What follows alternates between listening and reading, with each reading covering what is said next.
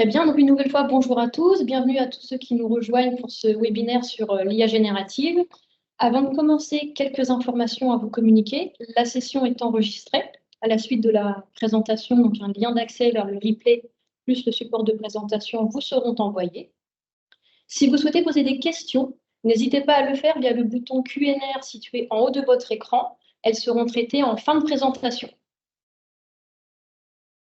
Pour les intervenants d'aujourd'hui, Fatima Zaramoro, directrice des opérations, Alexio Beck, data scientist, Rim Hammer, architecte d'entreprise et architecte data IA, et moi-même, manager produit du changement, Jennifer Dumouchi. Je laisse la main à Fatima Zara. Merci Jennifer. Alors, je commence tout d'abord par une présentation de Partenor. Alors, Partenor Group, nous sommes un acteur indépendant du conseil en management et en organisation. Nous accompagnons depuis une trentaine d'années la transformation digitale des grandes entreprises et nous sommes organisés pour accompagner nos clients sur tous les volets de leur transformation. Et donc, ceci à travers 4 entités. L'entité Spinpart, spécialisée en conseil stratégique et opérationnel. L'entité Partenor Digital, en conseil opérationnel des SI, dans les SI. Sparkly, qui est un pure player de la data IA, et Spark, qui combine des expertises techniques autour du développement web et mobile. Donc, le groupe compte aujourd'hui 460 collaborateurs et accompagne principalement le secteur de l'énergie, banque, assurance, industrie et transport. Alors, je propose de commencer tout d'abord par une explication de l'IA générative. J'imagine, vous connaissez sûrement. Mais donc, pour rappel, l'IA générative est une branche du deep learning qui permet d'interpréter tout type de contenu en entrée et à générer automatiquement un contenu contextuel. Ça peut être un contenu texte, ça peut être un contenu image, ça peut être de l'audio, ça peut être du vidéo, ça peut être du code informatique. Donc, on est sur une multitude de types de contenus qui peuvent être générés par l'IA générative. Donc, l'IA générative s'est démocratisée en novembre 2022, forcément avec l'arrivée spectaculaire de ChatGPT. Et donc, du coup, il faut dire que c'est quand même en fait une technologie qui évolue depuis une dizaine d'années et qui a été accélérée grâce à l'apparition de 2 évolutions majeures sur le marché. Donc, la première, qui est la technologie Transformers, qui a été introduite par Google en fait en 2017 et qui permet d'avoir ce qu'on appelle le mécanisme d'attention, c'est-à-dire la capacité à apprendre du contexte de chaque mot, comprendre le contexte en fait de chaque mot dans une phrase et puis après donner un particulier différent d'une phrase à l'autre, d'un mot à l'autre. Et puis la deuxième technologie majeure, c'est la puissance de calcul qui est apportée par NVIDIA à travers ce qu'on appelle les GPU H100, en fait, la dernière innovation, et qui est sortie en 2021. Alors, une différence, un petit rappel en fait de la différence entre l'IA traditionnelle et l'IA générative. Il faut dire que les différences résident sur quelques points clés, qui sont, dans un premier temps, la capacité. Donc, l'IA traditionnelle, elle est dite aussi en fait IA analytique, parce qu'elle s'appuie sur des données passées pour analyser ou prédire des comportements futurs. Donc, on est plutôt sur l'analyse du passé pour prédire le futur. Alors que l'IA générative propose, en plus de ses capacités de l'IA traditionnelle, la capacité à générer de nouveaux contenus. Et donc, on est sur un degré de réalisme très important qui aujourd'hui ne permet pas de distinguer, pour certains contenus, la différence entre un contenu qui est généré par l'humain et celui qui est généré par l'IA. La deuxième différence réside dans l'accessibilité. Donc, l'IA traditionnelle nécessite forcément des compétences en deep learning pour développer, entraîner, utiliser des modèles d'algorithmes et qui permet d'avoir, voilà, on est sur des algorithmes qui sont normés et des algorithmes spécifiques d'une tâche à l'autre. Alors que l'IA générative est en mesure d'apporter des résultats à travers une interaction en langage naturel, et ceci à travers des prompts. Il suffit de comprendre comment dialoguer avec l'IA à travers des prompts pour pouvoir avoir des contenus qui, par le passé, étaient réservés à des data scientists. Un autre point, c'est la diversité des tâches. Donc, comme je disais tout à l'heure, les algorithmes d'IA traditionnels sont des algorithmes spécifiques pour répondre à des besoins spécifiques, des tâches spécifiques, alors que l'IA générative combine cette possibilité d'utiliser plusieurs modèles et en plus sur un entraînement avec ça, sur un corpus de données qui est encore plus important que ce qu'on a vu jusqu'à présent, ce qui nous permet d'avoir la combinaison de plusieurs tâches dans le même modèle. Et donc, plus le modèle il est gros, plus la couverture de tâches est large. Un dernier point, c'est l'exploitation. Donc, plus le contenu d'IA traditionnel nécessite un traitement additionnel pour qu'il soit exploitable par un être humain, alors que l'IA générative propose un contenu qui est prêt à l'emploi. Donc, on pourrait imaginer, à travers ce qu'on vient de se dire, que l'IA générative est une IA de paresse, parce que l'être humain n'a plus besoin de faire quoi que ce soit, donc il suffit de demander pour avoir ce qu'il attend. Mais à vrai dire, c'est une opportunité, c'est une réelle opportunité qui normalement doit nous permettre d'avoir un socle commun qui nous permet d'accélérer notre façon de travailler et qui nous permettra de se distinguer et se différencier en ajustant l'effort pour mieux innover et se différencier. Quelques exemples d'applications de l'IA. Donc, on va vous citer quelques exemples. Il faut dire qu'on est sur un marché qui évolue à une grande vitesse et que les cas d'usage, il y en a énormément. Aujourd'hui, on est plutôt sur une rationalisation. Alors, pour commencer, on va commencer par la relation client et avec une application, notamment chez Orange. Alors, Orange a mis en place l'IA générative à travers en fait, un assistant qui accompagne le SAV pour accompagner les clients, pour pouvoir d'un côté synthétiser donc, les échanges, le fil de discussion avec un client et pouvoir cibler les réponses. Avoir donc la possibilité aussi de générer des réponses automatiquement, en prenant en compte le contexte, l'historique de la relation et puis aussi le temps de discussion. Et puis, également, à équiper le SAV avec la possibilité de gérer certains incidents, actes d'incidents qui étaient réservés par le passé à des techniciens et que maintenant le SAV peut gérer à son niveau. Alors, ils utilisent également pour accéder à la documentation. Donc, le SAV accède à travers l'IA générative à l'ensemble de la documentation pour avoir des informations synthétiques, par exemple, sur des évolutions contractuelles ou des conditions particulières. Un autre exemple qu'on pourrait citer, c'est Carrefour. Carrefour propose un nouveau service à ses clients qui s'appelle Hopla, qu'on peut tous, bien sûr, utiliser, accessible à tout le monde.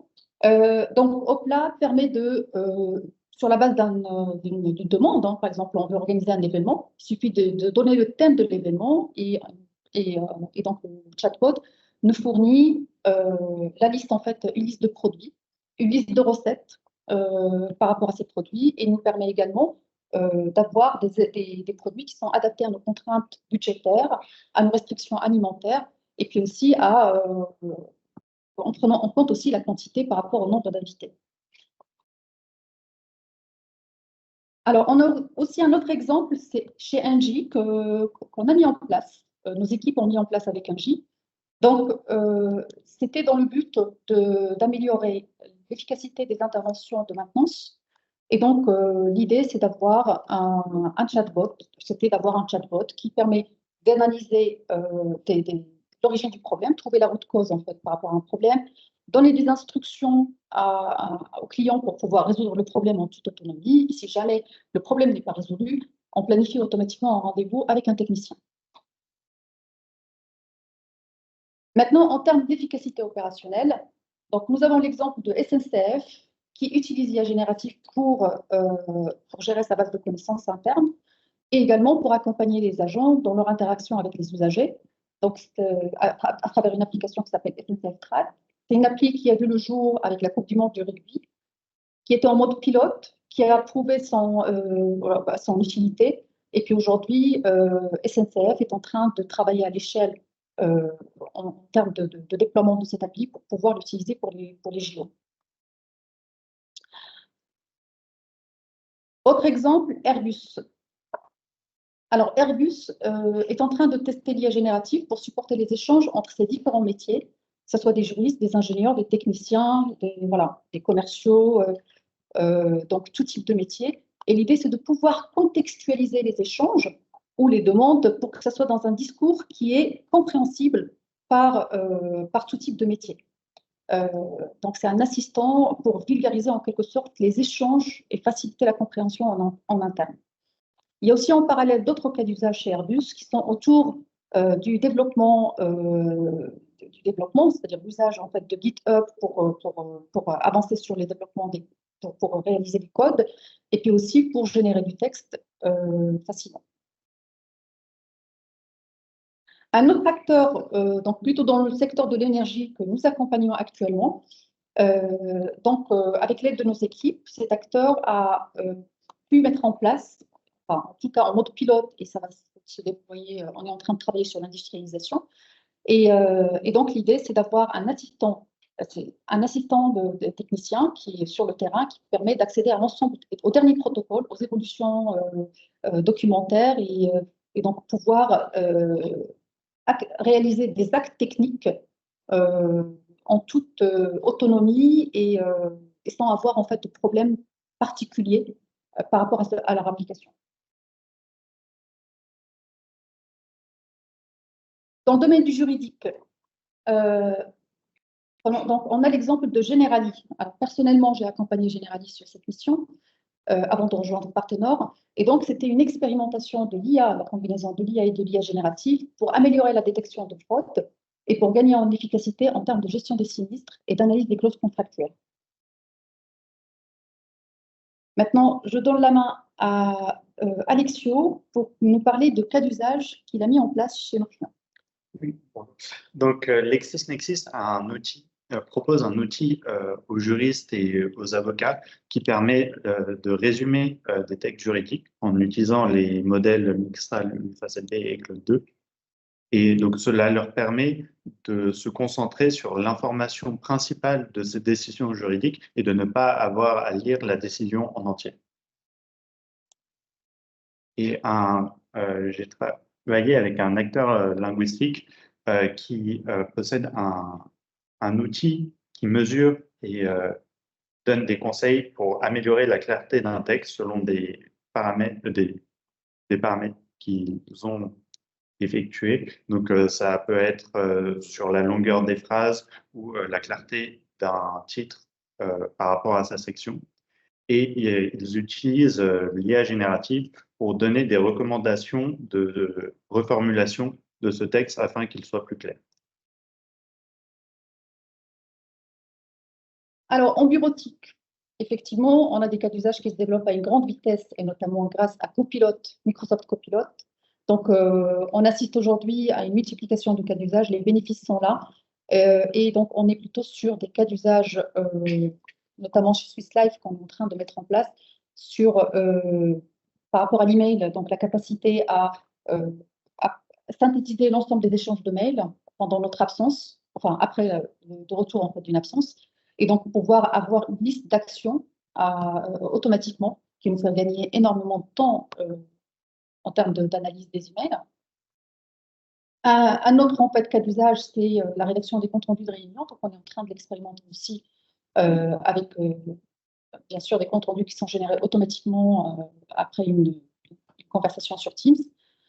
Et puis aussi, donc, la capacité à générer des supports de production avec des résultats qui sont vraiment très, très intéressants, où là, sur la base d'un texte, en fait, on peut avoir un contenu qui est produit automatiquement, avec des visuels aussi qui sont produits automatiquement, et on a la possibilité par la suite de venir les améliorer tout en gagnant du temps par rapport à tout ce qui est mis en forme.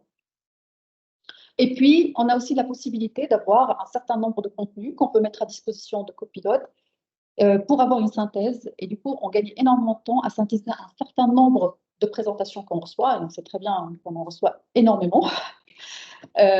Donc, synthétiser les différents supports qu'on reçoit et puis avoir peut-être en fait une liste d'actions pour cibler nos efforts. Donc, je vous ai mis quelques captures d'écran avec quelques exemples de prompts pour avoir des résultats qui sont plus précis. Vous aurez le support et comme ça, vous pouvez les voir par la suite. Maintenant, le panorama des cas d'usage, il est assez large. On a fait on a mis en fait dans cette slide quelques cas d'usage qui sont très pertinents qui commencent à voir le jour aujourd'hui et qui apportent une vraie valeur ajoutée. On ne va pas rentrer dans le détail tout de suite, on peut revenir là-dessus après la présentation ou sinon monter un plan spécifique pour aller creuser ces cas d'usage selon vos besoins. Maintenant, on va passer à l'architecture. Oui, bonjour à tous. Merci Fatima Zahra et Lexio pour cette première partie de la présentation et merci pour ce panorama de cas d'usage. Effectivement, vous serez amené dans votre entreprise d'identifier les cas d'usage et d'évaluer et de prioriser ces cas d'usage en fonction de la valeur apportée à votre entreprise, mais aussi en fonction de la capacité de votre entreprise à mettre en œuvre ces cas d'usage. Donc la question qui se pose, comment mettre en œuvre une solution IA générative au sein de votre entreprise? Pour cela, nous avons défini un pattern d'architecture type, donc une architecture globale qui est composée des différents éléments modules mettant en œuvre une solution IA générative. Ça commence par une interface utilisateur qui permet à l'utilisateur donc d'introduire ses prompts, ses questions et de recevoir les réponses à partir du cœur, de l'élément cœur de cette architecture qui est le LLM. Le LLM, c'est pour dire Large Language Model, qui est un modèle d'apprentissage capable de comprendre et d'interpréter les textes introduits et de répondre et de générer des réponses en langage naturel.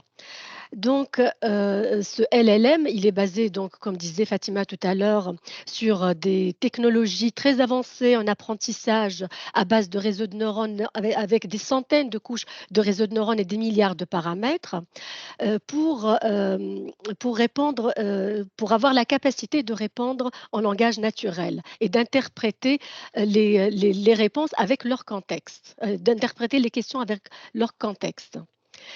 L'application, après le module application, c'est le module qui est le chef d'orchestre de cette architecture. Il permet de brancher l'LLM via l'API et d'orchestrer tous les autres modules afin de générer la réponse à l'utilisateur.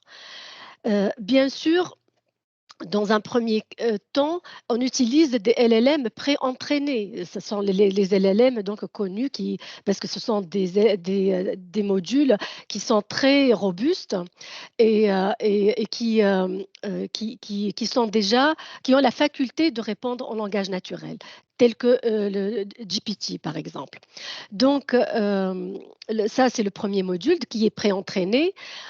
Ensuite, pour personnaliser l'application, on peut utiliser et intégrer les données de l'entreprise via une technologie qu'on appelle RAG, pour dire Retrieval Augmented Generation, qui est une technique intelligence artificielle permettant à l'LLM d'exploiter des ressources de données supplémentaires sans pré-traitement, sans pré-entraînement, pardon.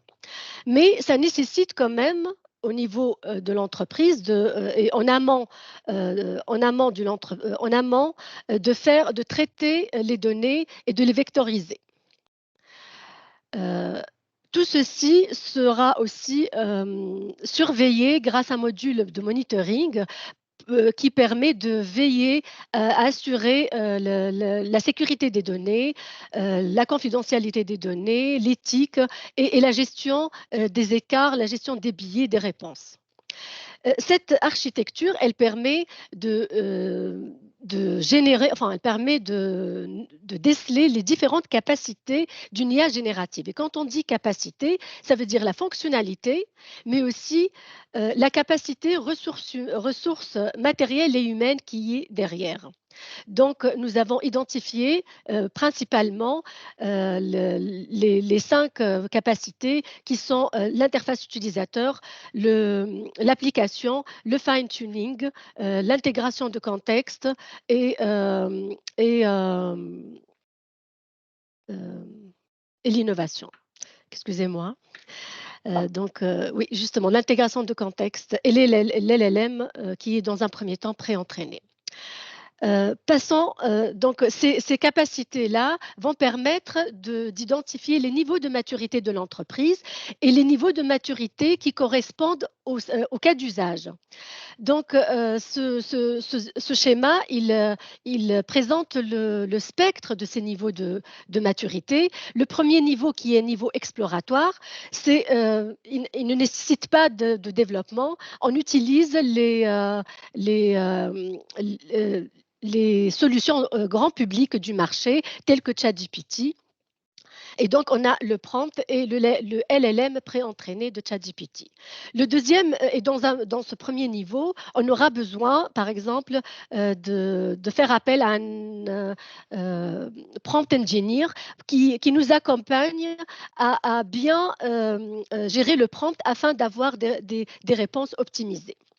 Le deuxième niveau, qui est niveau débutant, mais là, on commence à développer l'application. On commence à développer l'interface et l'application. On peut introduire,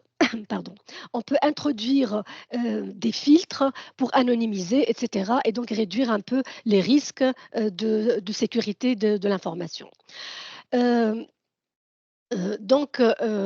développe une application personnalisée. On utilise toujours le LLM pré-entraîné via l'API. Le niveau 3, c'est le niveau intégration de contexte qui permet d'introduire donc les informations et les documents de l'entreprise et le contexte de l'entreprise pour étudier ou pour mettre en œuvre des cas d'usage nécessitant par exemple la synthèse des documents de l'entreprise, etc. Et donc là, on utilise la technologie RAG. Et pour cela, on doit se faire accompagner par des profils de type ingénieur data, ingénieur IA, data scientist, pour pouvoir traiter et pré-traiter les données de l'entreprise et les intégrer à la solution IA générative. Le niveau suivant, c'est le niveau avancé. Et là, c'est un niveau qui nécessite un apprentissage spécifique à l'LLM. Là, on va toucher au LLM qui est déjà pré-entraîné. Donc là, on va ajuster ses paramètres pour qu'il puisse acquérir de nouvelles compétences concernant le domaine d'activité. Par exemple, si on travaille sur une application de médecine, donc on doit entraîner encore le LLM sur le domaine de la médecine. Et cela nécessite bien sûr un travail en amont de formation du LLM pour cette tâche. Bien sûr, on garde l'intégration du contexte via le RAG, le développement de l'application, etc. Et le dernier niveau, qui est le niveau donc expert, très expert, c'est un niveau qui va développer toute l'application from scratch, c'est-à-dire il va développer un nouveau LLM et ça nécessite un investissement très conséquent parce que et aussi des expertises très avancées en IA et en IA générative. Donc là, par exemple, si on veut mettre en place un LLM en premise avec un domaine très spécifique où on va donc faire apprendre, faire un apprentissage très pointu. Et donc là, on peut être accompagné par des experts très chevronnés, mais aussi on peut faire des partenariats avec des laboratoires ou des entreprises spécialisées.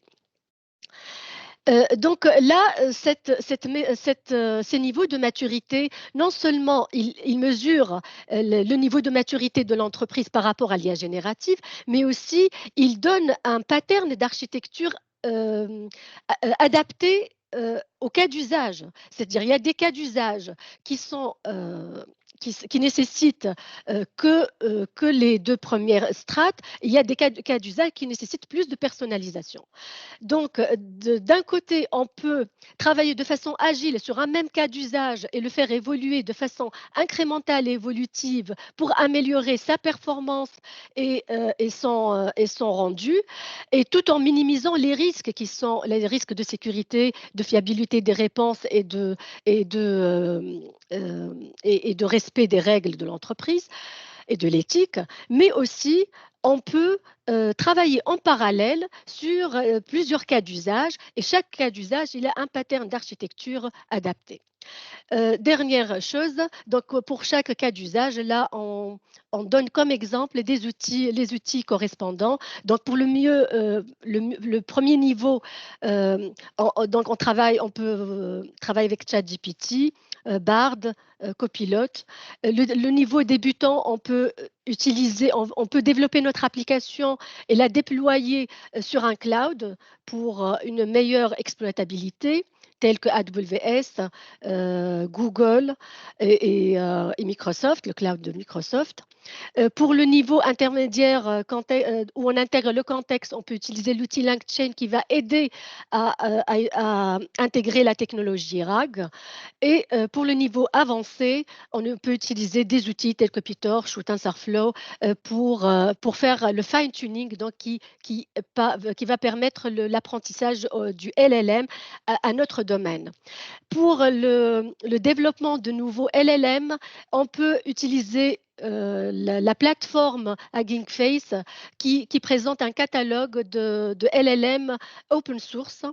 Et d'ailleurs, je vais passer la parole à Alexio qui va nous détailler les différents LLM du marché. Merci, Rim. Merci à vous. Merci.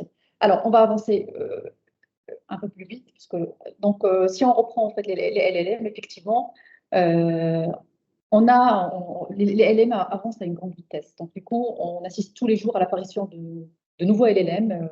Ne serait-ce qu'il y a 2 semaines, il y a Elon Musk qui a annoncé la publication de son LLM. Donc, on a fait une photo donc, des LLM les plus connus sur le marché qui commencent à être expérimentés. Et donc, les plus connus sont GPT, Gemini, Claude 2, Mistral, Falcon, Llama 2 et Bloom. Donc, si on regarde par rapport aux modèles, on va avoir 2 types de modèles, des modèles qui sont propriétaires et des modèles open source. Maintenant, la tendance, c'est de plus en plus d'aller vers les modèles propriétaires. En tout cas, le marché, il est en train de se définir dans ce sens-là. Les plus connus à date, c'est GPT, Gemini et Claude 2 pour la simple raison, c'est qu'ils supportent plusieurs langues, contrairement aux autres. Il y a Mistral aussi qui supporte l'anglais et qui est aussi connu, mais il reste quand même réservé à un nombre limité de langues. Il est très fort en anglais, il connaît un petit peu le français, mais voilà, sa force, elle est plutôt sur l'analyse en anglais. Il y a une autre spécificité, c'est les clouds sur lesquels ces LLM tournent. Donc, GPT, on sait qu'il tourne sur Azure avec Azure OpenAI. Gemini, il tourne sur Google Cloud Platform. Claude 2 sur AWS. Et puis Mistral, avec sa version open source, il peut tourner forcément sur différents clouds. Maintenant, voilà, depuis quelques semaines, on a assisté en fait à l'arrivée de Microsoft en tant qu'investisseur dans Mistral. Et du coup, il y a eu donc un Mistral large et un Mistral small qui tourne uniquement sur Azure, qui est disponible désormais sur la plateforme Azure. Voilà, donc si on va, voilà en ce qui concerne les LLM. Maintenant, comme toute nouvelle technologie, il y a des opportunités, mais il y a également des risques. Donc effectivement, on a un engouement médiatique qui est assez important autour de l'IA générative, qui fait qu'on avance très vite dans l'expérimentation des cas d'usage sans maîtriser l'ensemble des risques. Et là, on voit qu'il y a certaines entreprises qui commencent à un peu revenir en arrière ou freiner pour pouvoir mettre en place des mesures pour maîtriser les risques avant d'aller plus loin. Alors, dans les risques, on peut citer le principal risque, c'est la sécurité. C'est une préoccupation de tout le monde en ce moment. Comment je peux sécuriser mon IA générative? Comment je peux sécuriser mes modèles? Et donc, voilà, donc ça, c'est un premier risque, et c'est un risque fort. Le deuxième risque, c'est le risque d'exposition de données confidentielles. On a vu quelques exemples, Samsung, Apple, donc voilà. Donc, on a quelques exemples. Donc, l'idée, c'est de pouvoir mettre en place des mesures nécessaires pour maîtriser ce risque. On a le risque de conformité réglementaire. On a vu donc les actes en fait qui accélèrent en Europe en tout cas avec l'apparition de nouvelles mesures au début d'année et qui va encore se renforcer dans les prochaines années. Donc il faut maîtriser en fait la conformité réglementaire. Le risque de biais, comme on le sait, donc l'IA générative, elle génère du contenu. Donc forcément, en mettant en place, en ayant des biais dans la donnée, on ne peut qu'amplifier un biais présent dans les données d'apprentissage. Donc, une bonne maîtrise de la qualité des données. Un autre risque autour de l'éthique Donc, on sait très bien, avec cette facilité d'accès aux services, on peut perdre de l'autonomie, on peut perdre de l'indépendance, on peut perdre de l'esprit critique. Donc, il est important aussi d'accompagner les équipes, les sensibiliser pour qu'ils aillent beaucoup plus dans l'apport de valeur.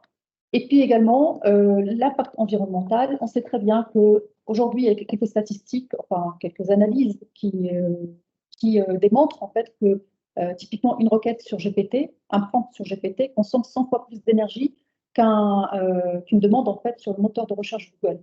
Donc, forcément, l'impact, l'empreinte carbone, elle est forte aujourd'hui. Il y a des recherches dans ce domaine pour pouvoir maîtriser l'empreinte carbone et la réduire. Maintenant, bon, voilà, ça reste dans le domaine de la recherche.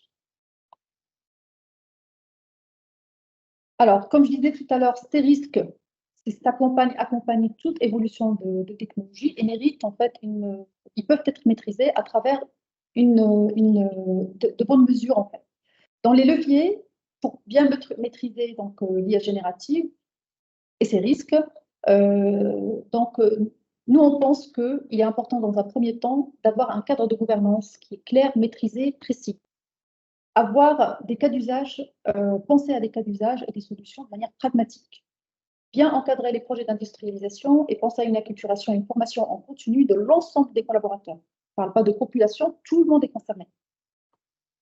Alors, pour le cadre de gouvernance, la priorité, c'est d'avoir une équipe de gouvernance AI qui met en place ce cadre, qui s'assure du respect de ce cadre. Bien sûr, on a la sécurité, donc mettre en place des règles et des politiques claires autour du partage de données, l'accès aux données et donc de transparence de modèles autour de sa manière en fait de traiter les données. Et puis également avoir un audit régulier, donc mettre en place un système de contrôle et d'audit régulier pour s'assurer qu'on tient compte en fait de l'ensemble des éléments autour de la conformité réglementaire et de l'impact et des autres impacts en fait qu'on a listés plus haut. En termes de cas d'usage, donc comme on disait tout à l'heure, il faut être pragmatique et cela veut dire qu'il faut commencer par le problème. On commence par identifier le problème, identifier les cas d'usage pour supporter le problème et prioriser ces cas d'usage tout en mettant en balance le bénéfice versus le risque. Donc si le risque il est plus fort que le bénéfice, des fois en fait il y a des arbitrages à faire. Il y a également le développement de la culture de l'expérimentation. Donc, jusqu'à présent, quand on parlait d'expérimentation, on parlait d'expérimentation technologique, à mettre en place un socle d'expérimentation technologique. Là, on va aller au-delà de cette expérimentation technologique, parce qu'on doit également expérimenter les règles et les pratiques, enfin en quelque sorte le cadre de gouvernance dans sa globalité, mais également former et acculturer les équipes à cette occasion. Donc, il y a une culture d'expérimentation qui doit se développer, mais tout en étant bien, tout en le cadrant voilà, correctement pour pouvoir à la fois intégrer l'expérimentation technique, l'expérimentation de l'application du cadre de gouvernance et l'acculturation des équipes. Un autre aspect, c'est l'architecture. Comme disait Rine tout à l'heure, donc l'architecture peut varier en fonction du niveau de maturité qu'on souhaite atteindre et en fonction des besoins en termes d'application de cas d'usage. Donc, il faut penser à une architecture qui est évolutive et qui est en mesure d'intégrer plusieurs modèles à la fois, mais également qui permet facilement de brancher et de débrancher, brancher des services d'IA générative au regard de l'évolution du marché. Troisième pilier, le cadrage des projets d'industrialisation. On le sait tous, il suffit d'expérimenter un modèle, enfin, de faire un POC pour avoir une pression du métier qui, des fois, pense qu'il suffit juste de déployer, il n'y a pas besoin de se poser trop de questions. Donc, il y a quand même une sensibilisation à apporter auprès de nos métiers, comme quoi de l'étape expérimentation vers l'étape industrialisation, il y a un chemin. Et ce chemin, il n'est pas négligeable.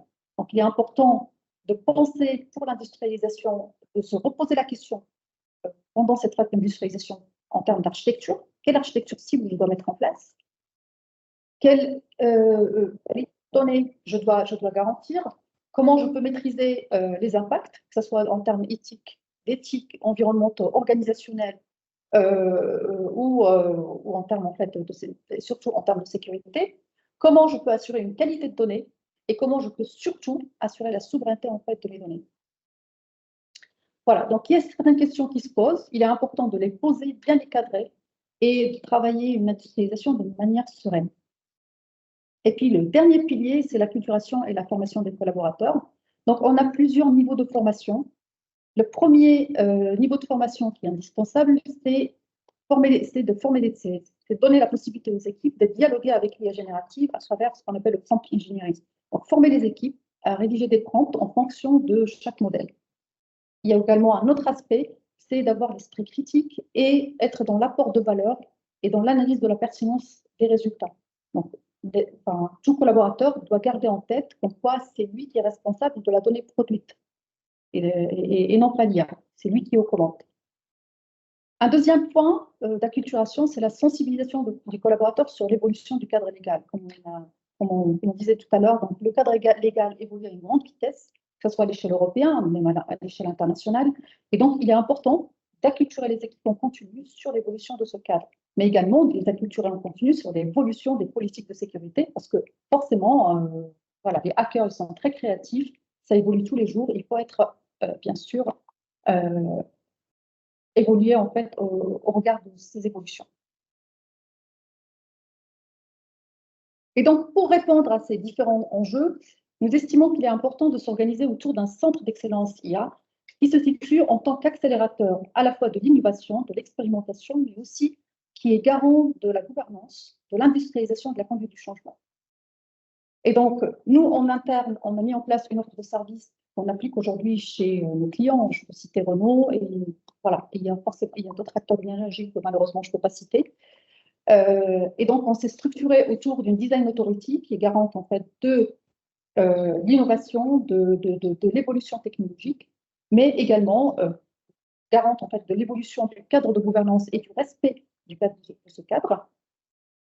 Nous avons également différents services qui sont adressés à travers ce centre d'excellence.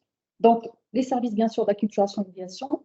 Forcément, la technologie évolue. Il faut continuer à évoluer en termes de connaissance du potentiel de ces technologies et des opportunités de croissance qu'on peut avoir.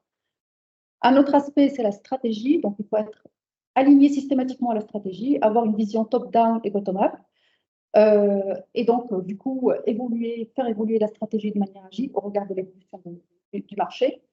Être dans la recherche de propositions de valeur en continu à travers de l'innovation collaborative, à travers la priorisation des cas d'usage et la balance, bien sûr, entre le risque et le bénéfice et la maîtrise, en fait, des risques. À travers, donc, également un service de POC pour pouvoir tester le potentiel des solutions et également pouvoir embarquer, en fait, les équipes dans la transformation. Puis, donc, l'industrialisation et la conduite du changement.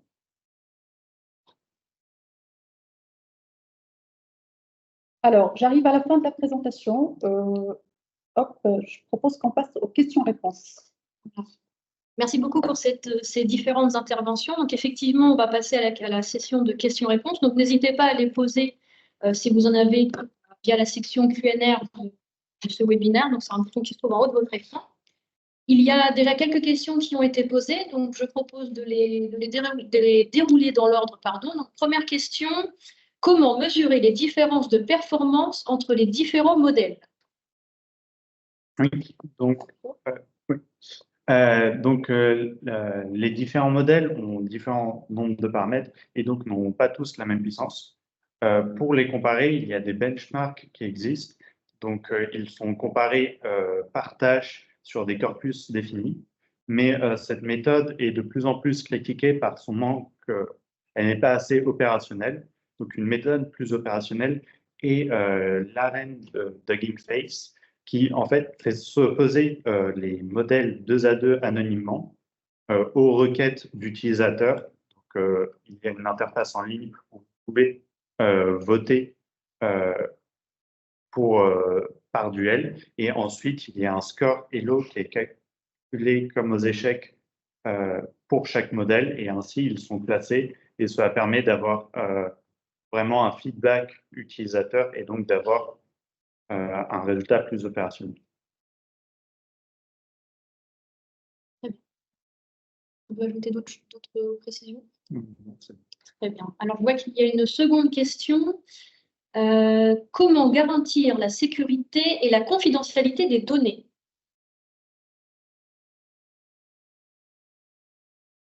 Alors, c'est vrai qu'en termes de sécurité, on est sur un modèle en fait où on a trois briques. On a la sécurité, enfin les failles de sécurité peuvent venir de la donnée, comme ils peuvent venir du modèle, comme ils peuvent venir de l'usage. On a trois façons, j'ai envie de dire trois risques du point de vue sécurité. Donc,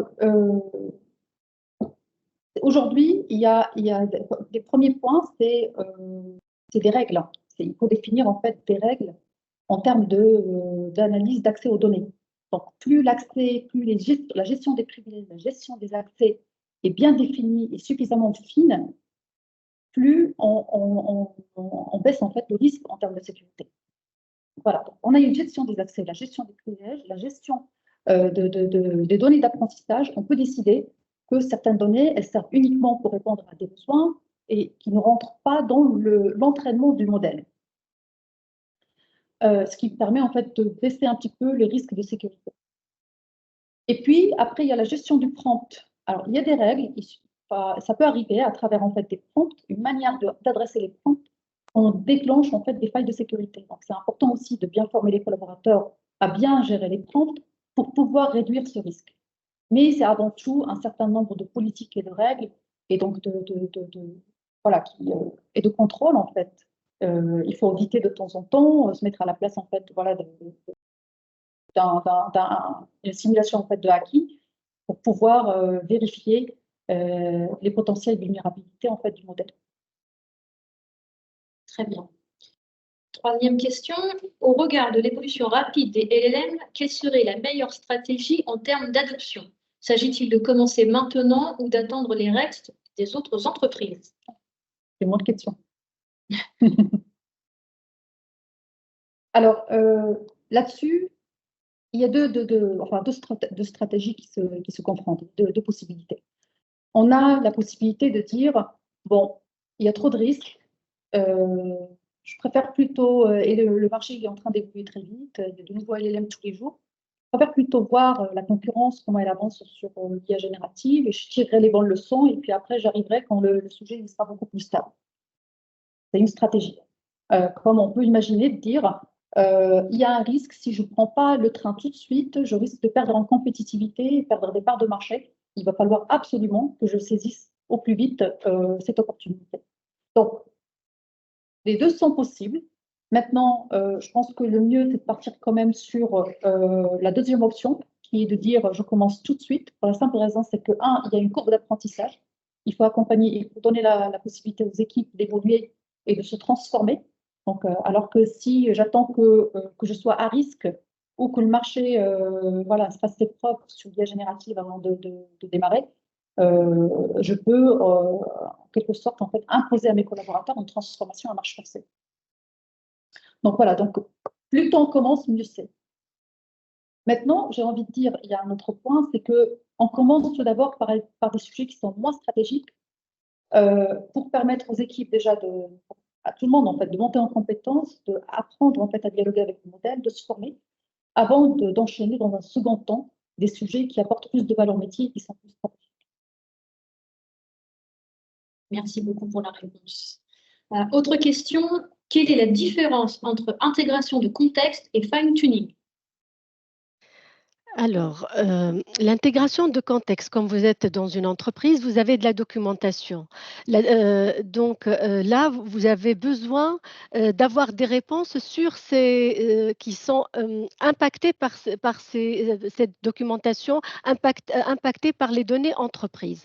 Donc là, on fait l'intégration de contexte pour combiner les réponses, combiner ces données et faire étendre le modèle LLM par ses connaissances. Donc là, avec l'intégration de contexte, on va augmenter les connaissances du LLM, les connaissances du moteur IA générative.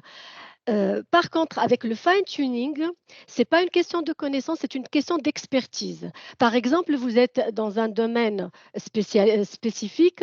Là, vous allez non seulement introduire des données de l'entreprise, mais vous allez faire apprendre au LLM l'expertise de l'entreprise.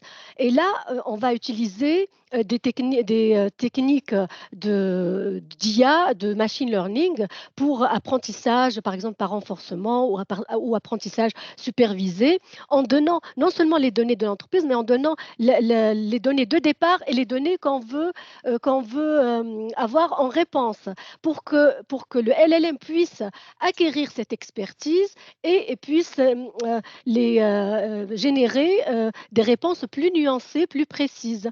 Par exemple, comme je disais tout à l'heure, quand on est dans un domaine de la médecine, il ne suffit pas de charger des documents dans le contexte de la médecine, mais il faudrait, on a besoin de faire un apprentissage au LLM de ce métier de la médecine pour qu'il puisse faire le lien entre les concepts de la médecine. Donc, ce sont deux choses un peu différentes, mais dans certains cas d'usage, il faut dire, on peut commencer par l'intégration de ces documents dans le contexte et on peut avoir des réponses qui sont satisfaisantes, mais si on veut vraiment avoir des réponses plus spécifiques, plus précises, plus nuancées, à ce moment-là, on passe à l'étape d'après pour appliquer le fine-tuning. Donc, c'est à étudier en fonction du cas d'usage et en fonction de la précision demandée en sortie. Donc, si je peux ajouter juste une petite nuance, en fait, entre le RAG et le fine-tuning. Le RAG, c'est un peu le médecin généraliste, si je garde l'exemple en fait, de la médecine, et le fine-tuning, c'est le spécialiste qui est expert. Tout à fait. En fait, un sujet spécifique. En fait, le RAG, c'est acquérir de la connaissance et le fine-tuning, c'est avoir l'expertise.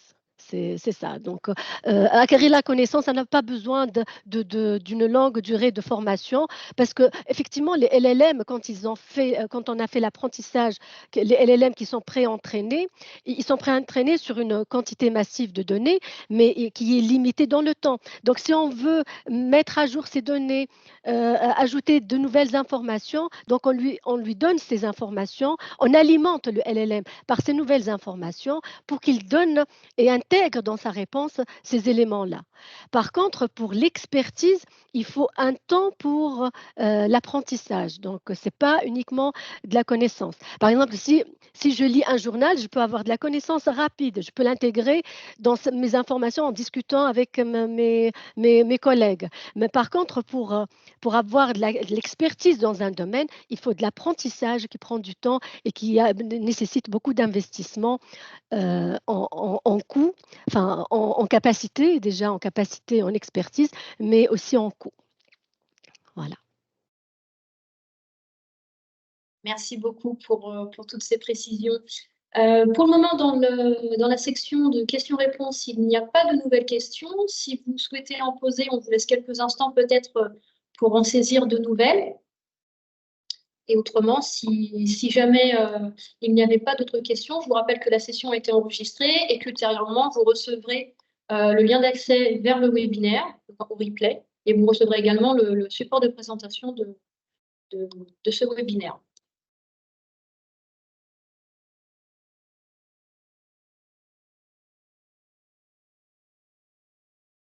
Je crois qu'il n'y a pas de questions qui s'enregistrent.